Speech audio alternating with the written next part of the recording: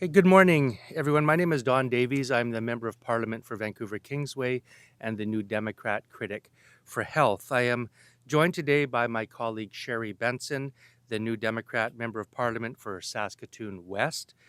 I'm joined also by Kat Lantain, a safe blood advocate, activist, and playwright of the critically acclaimed play Tainted. And finally, with Mike McCarthy, a survivor of the tainted blood scandal and former vice president of the Canadian Hemophilia Society.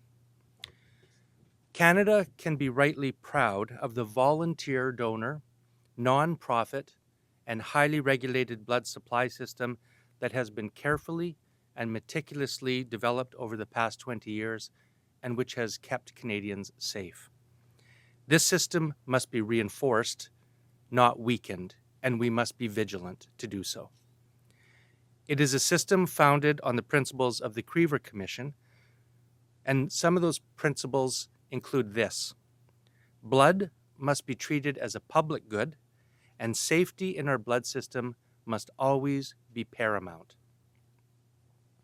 Canada learned a clear lesson from the tragedy of the tainted blood scandal, and one of those principles is that profits must never be permitted to compete with safety in our blood system. That is a lesson we learned, unfortunately, through the infection of 30,000 Canadians. The Crever Commission understood this. So do the governments of Quebec and Ontario. So does former Liberal leader Bob Rae. On February 18, 2016, Canadian Plasma Resources, also known as Exapharma, opened Canada's first paid plasma collection clinic of its kind in the country in Saskatoon after being licensed by Health Canada. Today, we are calling on Health Minister Philpott to cancel the license her ministry granted to the paid donor for-profit plasma clinic in Saskatoon.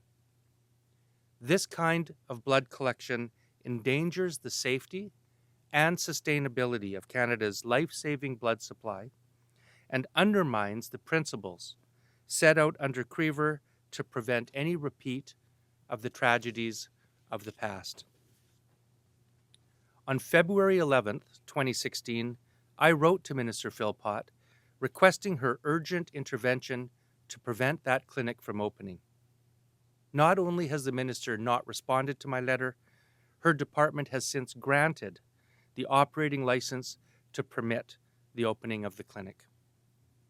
I will now turn this over to my colleagues for their comments, and then we'll entertain your questions after that.